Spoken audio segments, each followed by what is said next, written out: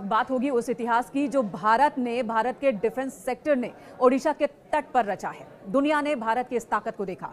भारत ने दुनिया को दिखा दिया है अपना दम कि कैसे भारत डिफेंस के क्षेत्र में हर साल के साथ मजबूत होता जा रहा है। डीआरडीओ यानी रक्षा अनुसंधान और विकास संगठन ने laser guided anti tank missile का सफल परीक्षण किया है। जब इंडिया की defence research and development organisation ने इसका टेस्ट किया, एक लैंड बेस्ड न्यूक्लियर जो कि आप समझ लें कि एक मिसाइल है जो कि multiple independently targetable re entry vehicle technology रखता है। सबसे पहले तो आपको ये मानना पड़ेगा कि ये कोई अनोखी बात अब नहीं रही। ठीक है। दुनिया ने मान लिया है कि कुछ भी कर लें आप, हिंदुस्तान ने खुल के बता दिया जी हमने करनी है, जो आपने करना है आप करके देख लीजिए। मुझे ऐसा लगता है कि इंडिया को कंप्लीट फ्रीडम, इंडिया को कंप्लीट आज़ादी, इंडिया को टेक्नोलॉजिकली एम्पावर करना, फाइनेंशियली इंगेज करना, और हमें ये कहना कि भाई तुम सिर्फ मिलिटेंट्स के हवाले से बातें करो और मिलिटेंट्स टेररिज्म। मैं समझता हूँ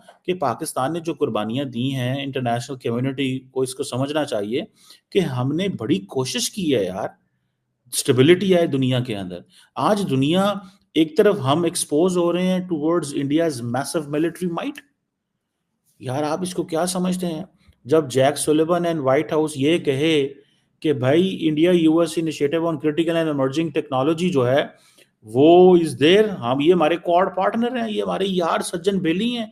हम आर्टिफिशियल इंटेलिजेंस में काम करेंगे, हम क्वांटम कंप्यूटिंग में काम करेंगे, हम सेमीकंडक्टर में करेंगे, हम टेलीकम्युनिकेशन में करेंगे, डिफेंस स्पेस, अब तो एमटीसीआर, हर चीज ही खोल दी उन्होंने।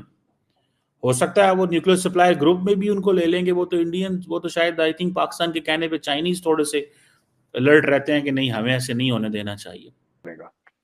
जो विराट कह रहे हैं लोग, अब मुझे नहीं पता पर लोग कह रहे हैं आईएनएस विराट बन रहा है, तो जब आईएनएस विराट बनेगा वो 65,000 टन डिस्प्लेसमेंट का होगा और उसमें हो सकता है 90-92% इंडिजिनस हो, इंडियन जो टेक्नोलॉजी हम लोग इसमें इस्तेमाल करेंगे, जो मेड इन इंडिया होगा। तो क्योंकि हजारों लाखों उसमें कंपोनेंट्स होते हैं, तो कोई कुछ बना रहा है, कोई कुछ बना रहा है, तो इसका पूरा एक आरजूजी इकोसिस्टम होता है, एक पूरा इकोसिस्टम होता है। तो वो इकोसिस्टम ये गवर्नमेंट तैयार करने की कोशिश कर रही है। हो सकता है कल कोई दोस्त मुल्क हो जो बोले कि हमें एयरक्राफ्ट कैरियर चाहिए, उनके लिए बनाए। बिल्कुल ठीक। लेकिन एक चीज और मैं यहाँ पे आपसे पूछना चाहूंगी, आप प्लीज माइंड नहीं कीजिएगा, लेकिन ये कि बहुत से लोग ये भी कहते हैं, इवन इंडिया से भी कहते हैं कि चाहे वो आईफोन 14 को लेकर हो कि जो चाइना के बजाय इंडिया में बनेगा, वो कहते हैं कि क्वालिटी वो नहीं होगी, कहते हैं क्वालिटी जो है वो कम हो जाएगी। तो अभी आप लोग जो चीजें बना रहे हैं, चाहे वो जंगी सामान हो या कुछ भी, आपको लगता है कि क्वालिटी वही होगी जो दूसरी कंट्रीज से आ रही है, वेस्टर्न कंट्रीज से आपको आती है, अमेरिका से, रशिया से? अभी तो आईफोन 14 नहीं बना इंडिया में, और नहीं, जब बनेगा तो लोग कह रहे हैं क्वालिटी वो नहीं रहेगी। हाँ, वो होगा, जब होगा तो क्वालिटी। जय हिंद दोस्तों, भारत दिन प्रतिदिन एयर डिफेंस सिस्टम को मजबूत करता जा रहा है और दुनिया भारत का लोहा मान रही है। अभी कुछ दिन पहले ही भारत ने एयर डिफेंस सिस्टम में एक सिस्टम लॉन्च किया उड़ीसा के तट पर, जिसका सफलतापूर्वक परीक्षण जो है वो दुनिया को दिखाया और दुनिया भारत का लोहा मान रही है। तो आइए दोस्तों देखते हैं एयर डिफेंस सिस्टम के माध्यम से जो पाकिस्तानी मीडिया है उसका क्या कहना है। लेकिन क्वेश्चन ये है कि ये प्राइम मिनिस्टर मोदी ने क्यों ये टेस्ट किया है, ये एक सवाल है कि क्यों उन्होंने ये महसूस किया कि वी शुड टेस्ट दिस। इसकी क्या जो है वो लॉजिक है कि आज क्यों भारत को ये टेस्ट करना पड़ा।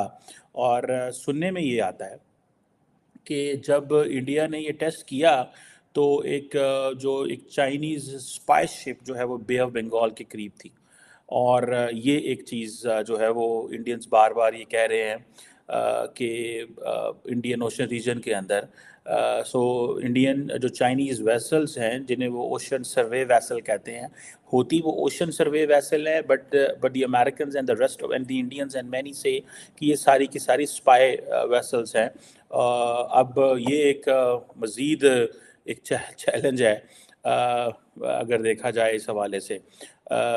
लेकिन अगर आप इंडिया की जो हिस्ट्री देखें मिसाइल सिस्टम की, कहा जाता है कि ये एंशिएंट पीरियड में जाता है जब मिसाइल जो था that was known as an Astra.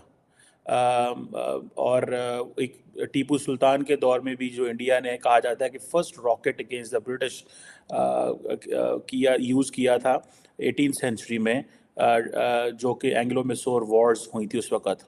और जो टीपू सुल्तान के जो मिसाइल रॉकेट्स थे वो बैम्बू या स्टील स्पीयर्स के साथ जो उस वक़्त जो है वो बने थे।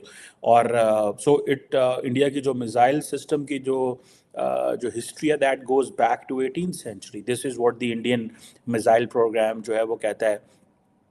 पाकिस्तान का जो मिसाइल प्रोग्राम है वो ज़ाहिर बात है पाकिस्तान ने भी सारे का सारा जो मिसाइल प्रोग्राम है वो फॉर इंडिया ही बनाया हुआ है।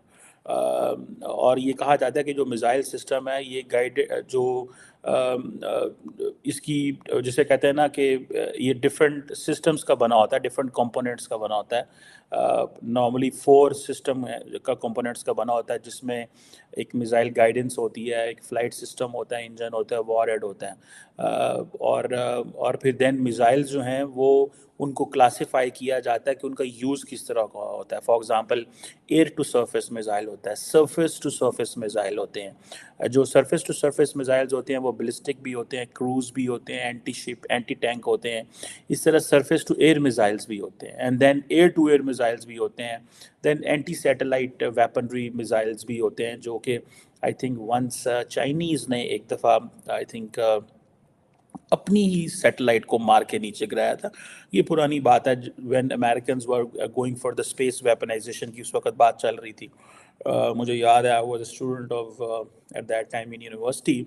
तो हमें क्लास में अक्सर इस चीज़ की मिसाल दी जाती थी कि चाइना ने अपनी ही एक जो है वो सैटेलाइट को मार गिराया just to give a message to the जिसे वो कहते हैं ना टू द वेस्ट, कि अगर आप इसमें हैं तो हम भी इसमें मौजूद हैं, हमें पता है वहाँ पे कैसे कराना है।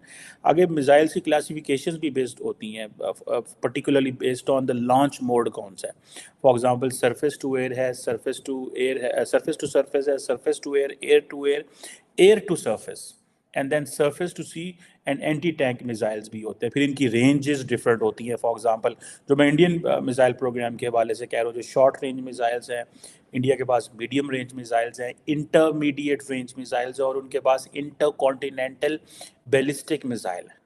सो ये इनकी अगर आप देखें ये कुछ जो है जो इनके ऊपर वॉर हेड। अफगानिस्तान में दिन दोगुनी रात चौगुनी तरक्की हो जाएगी, ऐसा नहीं होता है। आपको देखना पड़ेगा पूरे माशरे को। बिल्कुल सही। लेकिन साथ साथ उनके जो स्पोक्स पर्सन है मुजाहिद नाम है शायद कुछ, तो उनका कहना है कि जी अगर अफगानिस्तान, पूरा नाम मुझे उनका नहीं आता, मेरे पास मुजाहिद ही लिखा हुआ है, तो उनका कहना है कि अफगानिस्तान जो है वो सारी कंट्रीज के साथ बड़े अच्छे रिलेशंस चाहता है और उसके लिए दुनिया उनकी मदद करे।